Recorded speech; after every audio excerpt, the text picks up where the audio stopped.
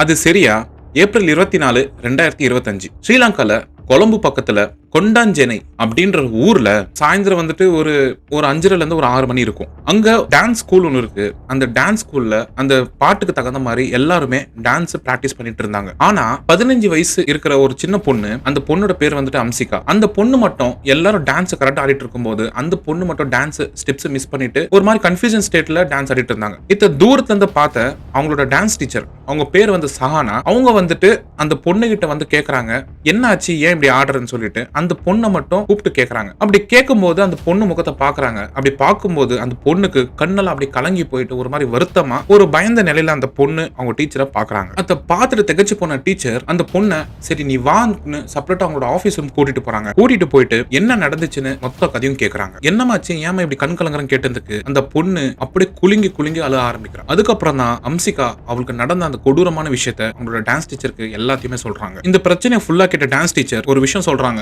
இதுக்கப்புறம் நீ கவலைப்படாத, இதுக்கு தேவையா இருக்கிற ஆக்ஷன் எடுக்கிறதுக்கு நான் உனக்கு ஹெல்ப் பண்றேன். அம்சிகாவுக்கு இந்த மாதிரி ஆறுதல கொஞ்சம் பேசவும் செய்யறாங்க. இதை கேட்ட அம்சிகாவுக்கு கொஞ்சம் ஆறுதல் ஆயிட்டு அதுக்கப்புறம் மறுபடியும் டான்ஸ் ஆட போறாங்க. இப்ப அந்த ஆபீஸ் ரூம்ல இருந்த சஹானா அம்சிகாவோட பிரச்சனை ஃபுல்லா கேட்டான அப்புறம் இந்த பொண்ணுக்கு எப்படி ஹெல்ப் பண்ணலாம், இந்த பிரச்சனை எப்படி சால்வ் பண்ணலாம்னு சொல்லிட்டு அவங்களும் யோசிக்க ஆரம்பிக்கிறாங்க. பட் இவ்வளவு தூரம் திங்க் பண்ண அந்த டீச்சருக்கு அடுத்து நடக்க போற அந்த கொடூரமான விஷயத்தை பத்தி அவங்களுக்கு தெரியாம போயிருக்கு. எஸ், ஒரு வருஷத்துக்கு முன்னாடி டில்சி அம்சிகா இந்த பொண்ணுக்கு நடந்த கொடூரமான விஷயத்தை பத்தி தான் இன்னைக்கு இந்த கேஸ்ல நம்ம டிஸ்கஸ் பண்ண போறோம். நீங்க பார்த்துட்டு இருக்கிறது Prasanth stories. Welcome to my channel.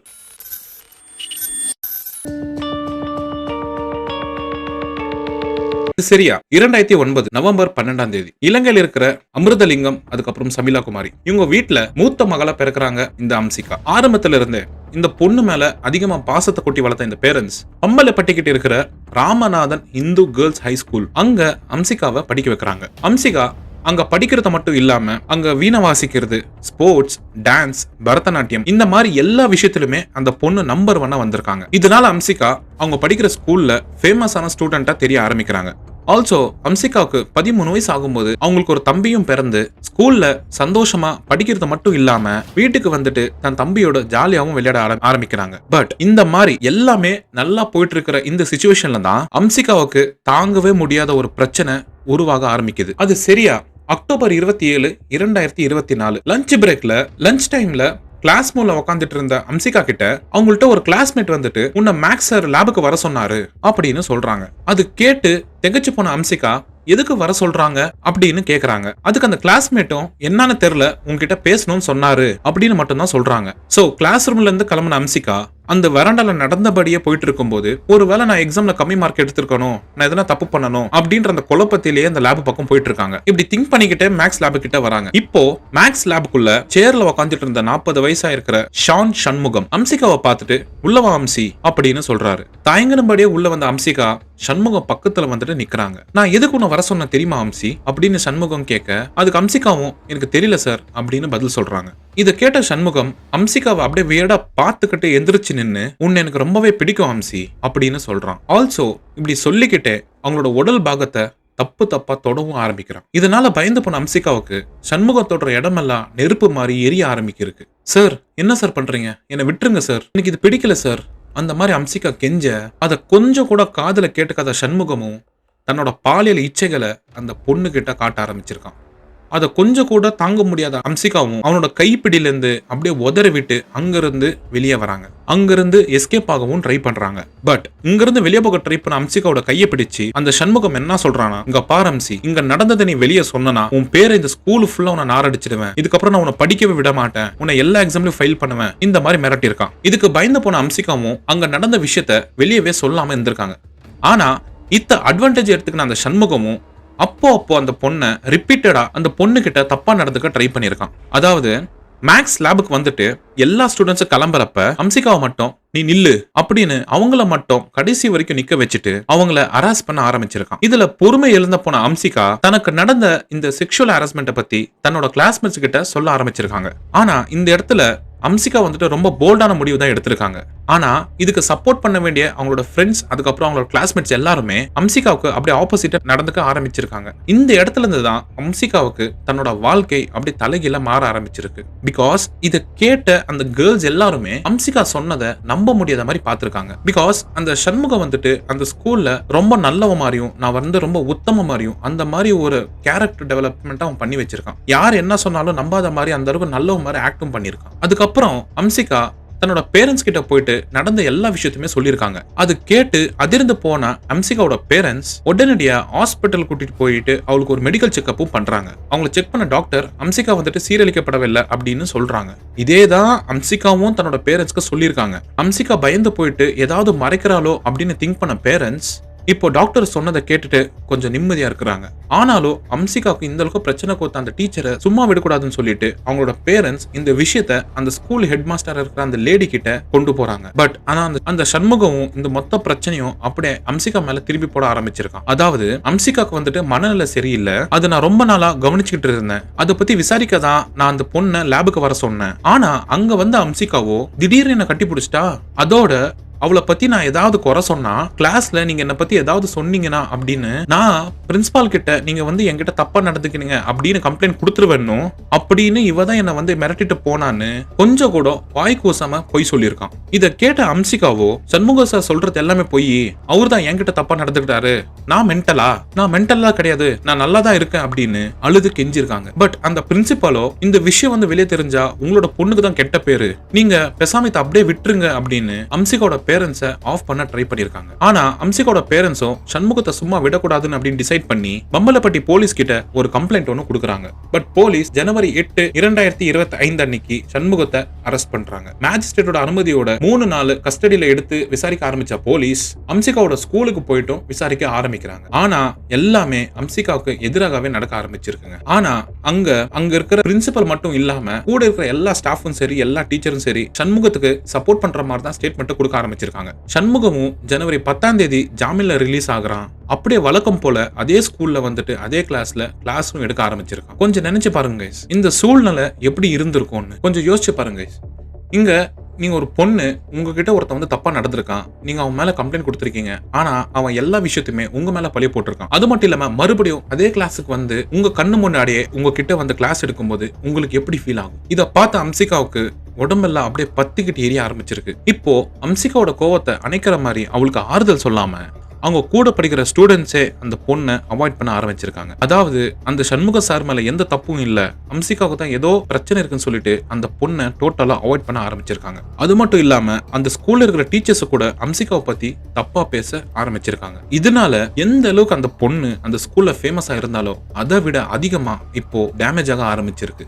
இதனால படிப்புல கான்சென்ட்ரேட் பண்ண முடியாம கஷ்டப்பட்ட அம்சிகா தன்னோட பேரண்ட்ஸ் கிட்ட சொல்லி கொட்டாஞ்சானில் இருக்கிற ஜனவரி 18ஆம் தேதி அந்த டியூஷன்ல சேர்றாங்க. அந்த டியூஷன் சென்டர்லுமே அம்சிகாவோட ஸ்கூல் மேட்ஸ் அந்த டியூஷன்ல சேர்ந்து இருக்கிறதுனால அந்த இடத்துல கூட அம்சிகாவ மேல இருக்கிற அந்த தப்பான ரூமர்ஸ் ஸ்ப்ரெட் பண்ண ஆரம்பிக்கிறாங்க. இப்போ அம்சிகாவோட நிலைமைய கொஞ்சம் யோசிச்சு பாருங்க. ஸ்கூல்ல போனாலும் மன கஷ்டம், டியூஷனுக்கு போனாலும் மன கஷ்டம், போற இடத்துல எல்லாருமே சுத்தி கட்டங்கடி அடிச்சா அந்த 15 வயசு சின்ன பொண்ணு என்ன பண்ண முடியும்? சோ அம்சிகா இந்த வேதனையை தாங்க முடியாம அடிக்கடி வீட்டுல வந்துட்டு அழுக ஆரம்பிச்சிருக்காங்க. இதை பார்த்துட்டு இருந்த பேரண்ட்ஸும் தான் பொண்ணுக்கு ஆறுதல் சொல்றதுக்கு நீ எது பத்தியும் கவலைப்படாத, நீ முன்ன மாதிரி எப்படி இருந்தியோ அது மாதிரி ஜாலியா இரு, உனக்கு என்ன பிரச்சனை தான் நாங்க உங்க கூட இருப்போம், உனக்கு எப்பயுமே நான் சப்போர்ட் பண்ணுவோம்னு சொல்லிட்டு ஆறுதலா பேசியிருக்காங்க. சோ அம்சிகாவுக்கு கொஞ்சம் ரிலாக்ஸா இருக்கணும்னு சொல்லிட்டு பிப்ரவரி மாசத்துல அங்க இருக்கிற வெஸ்டர்ன் டான்ஸ் ஸ்கூல்ல அவங்கள டான்ஸுக்கு சேர்த்து விடுறாங்க. அதே மாதிரி கூடவே அவங்க படிச்சுட்டு இருந்த பழைய ஸ்கூல்ல அவங்களை டிஸ்கண்டினியூ பண்ண வச்சுட்டு வேற ஸ்கூல்லயும் அந்த பொண்ணை சேர்த்திருக்காங்க. அது வரைக்குமே மனசளவு ரொம்ப உடஞ்சு போயிருந்த அம்சிகா அந்த டான்ஸ் ஸ்கூல்ல சேர்ந்தான அப்புறம் டான்ஸ் ஆட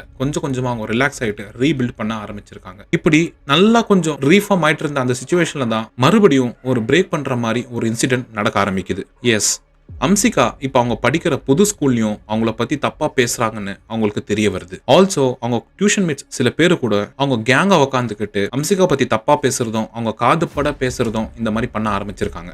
இதனாலதான் அம்சிகா நான் ஆரம்பத்துல சொன்ன மாதிரி அந்த டான்ஸ் ஸ்கூல் டீச்சர்ட்ட எல்லாத்தையுமே நடந்தது எல்லாமே சொல்லியிருக்காங்க. எந்த தப்புமே பண்ணாதன்னா இங்க நான் இவ்வளவு நிறைய கஷ்டப்படுறேன், ஆனா அந்த தப்பு பண்ண டீச்சர் மட்டும் சந்தோஷமா இருக்காரு, அதை நினைச்சதான் மேடம் என்னால தாங்க முடியல, அவனை கண்டிப்பா அவனை தண்டிக்கணும் மேடம் அப்படி அப்படின்னு அவங்க டீச்சர் கிட்ட சொல்றாங்க. இப்ப அம்சிகாவோட டான்ஸ் டீச்சர் மறுநாள் காலையில, அதாவது ஏப்ரல் 25ஆம் தேதி அம்சிகாவோட அம்மாவை ஒரு காஃபி ஷாப்ல வச்சுட்டு மீட் பண்ண பேச ஆரம்பிச்சிருக்காங்க.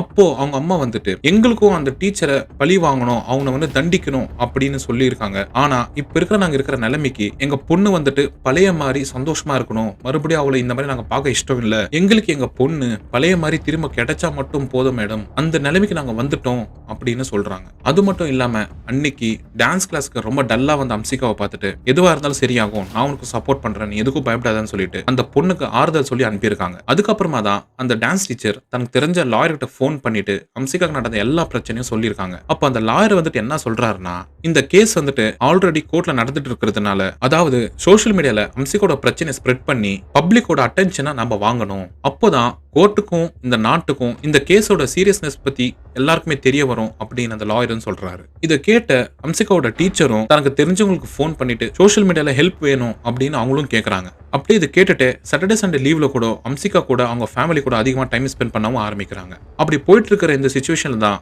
அம்சிகாக்கு தாங்கவே முடியாத ஒரு பிரச்சனை ஒண்ணு வர ஆரம்பிக்குது. அதாவது ஏப்ரல் 27ஆம் தேதி அம்சிகா படிக்கிற அந்த டியூஷன் சென்டர்ல அவங்களுக்கு கிளாஸ் எடுக்கிற ஒரு டீச்சரான சிவானந்த ராஜா, ஒரு 40 வயசா இருக்கும் அந்த ஆளுக்கு. அங்க கிளாஸ்ல ஒரு 100 ஸ்டூடெண்ட்ஸ் இருப்பாங்க. அந்த பொண்ணை எந்திரிச்சு நிக்க வச்சுட்டு அந்த பொண்ணை அவமானப்படுத்த ஆரம்பிக்கிறாரு. அதாவது அம்சிகா ஒரு மனநல பாதிக்கப்பட்ட ஒரு பெண்ணுன்னும், அவ இதுக்கு முன்னாடி படிச்ச ஸ்கூல்ல அவங்களோட டீச்சர் கிட்ட தப்பா நடந்துக்கிட்டான்னும், அதனால டியூஷன்ல படிக்கிற எல்லா ஸ்டூடெண்ட்ஸுமே அந்த பொண்ணுக்கு கவனமா இருங்க அப்படின்னு சொல்லி அம்சிகாவை இன்சல்ட் பண்றான். அதனால அம்சிகா இத்தனை நாள் சிறுக சிறுக சேர்த்து வச்ச தன்னோட மனதைரியம் எல்லாமே சுக்குநூறா உடைஞ்சு போயிருக்கு. இப்போ வீட்டுக்கு வந்த அம்சிகா தன்னோட பேரண்ட்ஸ் கிட்ட நடந்த விஷயத்தை எல்லாத்தையுமே சொல்லி அழுக ஆரம்பிச்சிருக்காங்க. அதை கேட்ட அவங்களோட பேரண்ட்ஸ், நம்ம பொண்ணை நிம்மதியா இருக்க விட மாட்டிருக்காங்களே அப்படின்னு நினைச்சு மனசு உடைஞ்சு போறாங்க. சோ நம்ம பொண்ணை மனசோடைய வச்சு அந்த டியூஷன் சென்டருக்கு இதுக்கப்புறம் நம்ம பொண்ணு அனுப்பக்கூடாதுன்னு சொல்லிட்டு அந்த இடத்துல டிசைட் பண்றாங்க. பட் இது எதுவுமே தெரியாத அம்சிகாவோட டான்ஸ் டீச்சர் ஏப்ரல் 28 திங்கட்கிழமை அன்னைக்கு அம்சிகா டான்ஸ் கிளாஸுக்கு வரதுக்காக வெயிட் பண்ணிட்டு இருக்காங்க.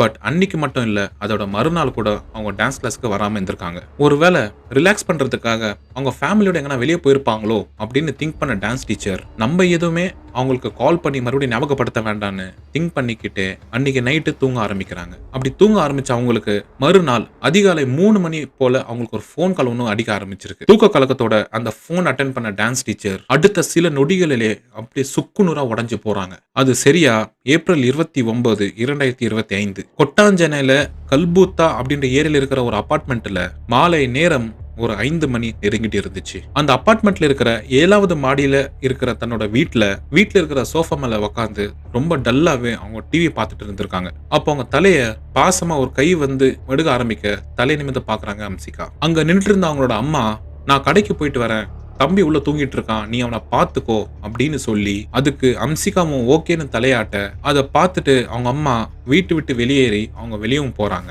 அதுக்கப்புறமா அவங்களோட ஸ்கூட்டி எடுத்துட்டு அபார்ட்மெண்ட் விட்டுட்டு வெளியவும் போகவும் ஆரம்பிக்கிறாங்க. அப்படி போயிட்டு இருக்கும் போதுதான் அவங்க அபார்ட்மெண்ட் முன்னாடி இருக்கிற ஒரு ரோடு ஃபுல்லா வண்டிங்க வர்றதும் போறதுமா இருந்திருக்கு. அந்த டைம்ல தான் அந்த அபார்ட்மெண்ட்ல இருந்து மேல இருந்து ஒயிட் டிஷர்ட் ப்ளூ ஜீன்ஸ் போட்ட ஒரு பொண்ணு அங்கிருந்து குதிக்கிறது அவங்க பாக்குறாங்க. அங்க பார்த்து அதிர்ந்து போன அக்கம் பக்கம் இருக்கிறவங்க எல்லாருமே விழுந்தது யாருன்னு பார்க்க ஓடி வராங்க. தலையில இருந்து ரத்தம் வலிஞ்சபடி துடிச்சிட்டு இருந்தது அங்க விழுந்திருக்கிறது அம்சிகா தான் அவங்களுக்கு எல்லாருக்குமே தெரிய வருது. சோ அவங்க அக்க பக்கம் இருந்தவங்க அங்க பக்கத்துல ஒரு ஆட்டோல அம்சிகாவை ஏத்திக்கிட்டு அங்க கொழும்பு நேஷனல் ஹாஸ்பிட்டல் அவங்களை சேர்க்கறாங்க.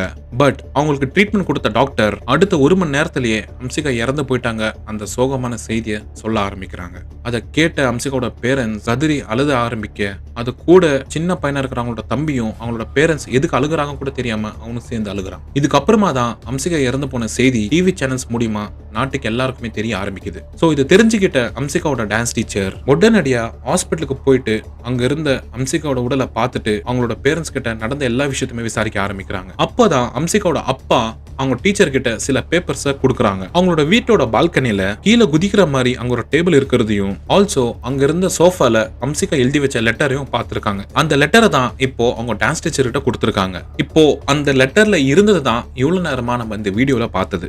அந்த லெட்டர்ல தனக்கு நடந்த கொடுமையை எல்லாமே எழுதி வச்சிருந்த அம்சிகா அந்த சண்முகம் அந்த பொண்ணை எந்த அளவுக்கு டார்ச்சர் பண்ணான்னு சொல்லிட்டு படமாவும் எழுதி வச்சிருக்காங்க. சோ இப்போ இந்த நியூஸ் ஸ்ரீலங்கா மொத்தமே காட்டு தீ மாதிரி பரவ ஆரம்பிச்சிருக்கு. மக்கள் மத்தியில கொந்தளிப்புமே ஏற்படுத்த ஆரம்பிச்சிருக்கு. மேலும் ஏப்ரல் 30ஆம் தேதி கொட்டாஞ்சேனையில் இருக்கிற அந்த போலீஸ் ஸ்டேஷன்ல அம்சிகாவோட பேரண்ட்ஸ் இவளுக்கு நடந்த கொடுமைக்கு காரணமா இருக்கிறவங்க எல்லாரும் மேலயும் ஆக்ஷன் எடுக்கணும்னு சொல்லிட்டு அந்த போலீஸ் ஸ்டேஷன்ல ஒரு கம்ப்ளைண்ட்டும் ஃபைல் பண்றாங்க. அதுக்கப்புறமா மே 4ஆம் தேதி பிரஸ் மீட் பண்ண அம்சிகாவோட பேரண்ட்ஸ் 2 முக்கியமான கேள்விகளை முன்வைக்கிறாங்க. அதாவது அந்த ஸ்கூல் நிர்வாகம் சொல்ற மாதிரி அம்சிகா வந்துட்டு மனநல பாதிக்கப்பட்ட பொண்ணா இருந்தா எப்படி படிப்பில இருந்து ஸ்போர்ட்ஸ்ல வரைக்கும் நல்லா பர்ஃபார்ம் பண்ண முடியும் அப்படின்ற ஒரு கேள்வியும் வைக்கிறாங்க. ஆல்சோ அம்சிகா அவளோட அப்பாவை கூட தொட்டு பேசுறதுக்கு கூச்சப்படுவா. அப்படி இருக்கிறப்போ தன்னோட அப்பா வயசுல இருக்கிற அந்த டீச்சரை போய் எப்படி கட்டி பிடிச்சிருப்பா அப்படின்ற ஒரு கேள்வியும் அம்சிகாவோட அம்மா முன்வைக்கிறாங்க.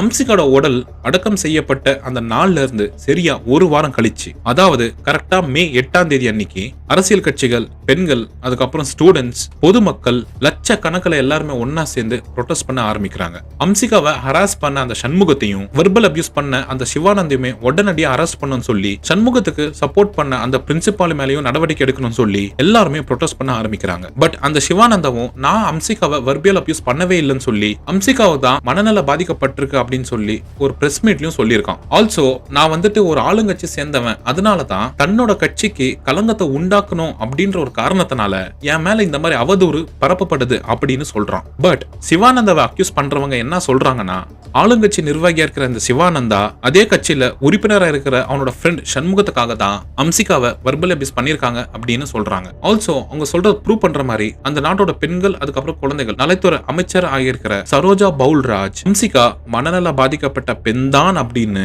அவ தான் சண்முகத்துக்கிட்ட தப்பா நடந்துகிட்டா அப்படின்னு பார்லிமெண்டே சொல்றாங்க. பட் பப்ளிக்கோ ஆளுங்கட்சி அவங்களோட கட்சி ஆளுங்களை காப்பாத்துறதுக்காக தான் இந்த மாதிரி ஒரு அக்யூசேஷனை முன்வைக்கிறாங்க அப்படின்னு சொல்றாங்க. இப்படி போயிட்டு இருக்கிற இந்த சிச்சுவேஷன்ல அம்சிகாக்கு கிடைக்க வேண்டிய இந்த நீதி கிடைக்குமா கிடைக்காதா அப்படின்ற ஒரு விஷயத்த நம்ம வெயிட் பண்ணி தான் பார்த்தாகணும். இந்த கேஸ்ல நம்ம கவனிக்க வேண்டிய ஒரு முக்கியமான விஷயம் என்னன்னா, அம்சிகா எல்லாருமே செய்ய வேண்டிய ஒரு விஷயத்தான் முதலாளா பண்ணிருக்காங்க. அதாவது தன்னை யாராவது அரெஸ்ட் பண்ணாங்கன்னா முதல்ல அதை போயிட்டு வெளியே சொல்லணும். இதுதான் நம்ம எல்லா ஒவ்வொரு பெண்களுக்குமே சொல்றோம். இதுதான் அம்சிகா பண்ணிருந்தாலும் சண்முகம் அம்சிகாவை ஹராஸ் பண்ணது தீ மாதிரி சுட்டுச்சு. அப்படி இருந்தாலும் அவங்க கூட படித்த ஸ்டூடெண்ட்ஸ், அதுக்கப்புறம் அவங்களோட ஃப்ரெண்ட்ஸ், அவங்களோட ஸ்டாஃப்ஸ் எல்லாருமே அவங்க சொன்ன வார்த்தைகள் தான் அந்த பொண்ணுக்கு ஒரு ஆறாத வழி கொடுத்துருக்கு. இது எல்லாத்துக்குமே மேல நம்ம கவனிக்க வேண்டியது ஒரு முக்கியமான விஷயம் என்னன்னா, அந்த பொண்ணோட ஆம்பிஷன் வந்துட்டு ஒரு லாயரா ஆக வேண்டியது. அதாவது லாயரா ஆகணும்னு ஆசைப்படுறவங்களுக்கு எந்த அளவுக்கு மன உறுதி இருந்திருக்கணும். ஆனா அம்சிகாவும் அந்த மன உறுதியிலிருந்து தவறி போய் அவங்களோட உயிரை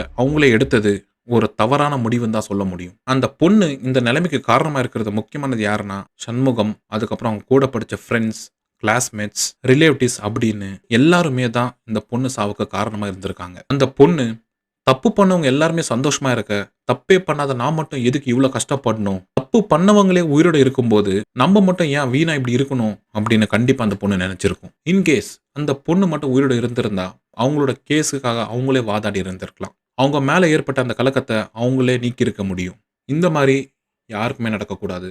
இந்த வீடியோ பத்தி நீங்க என்ன நினைக்கிறீங்கன்னு கீழே கமெண்ட்ல மென்ஷன் பண்ணுங்க. அதே மாதிரி அந்த டீச்சருங்க என்ன தண்டனை கொடுக்கணும், எந்த அளவுக்கு அவங்கள தண்டிக்கப்படணும் அதுவும் கீழே மென்ஷன் பண்ணுங்க. இதோட உங்களை அடுத்த வீடியோல பார்க்குறேன். நன்றி.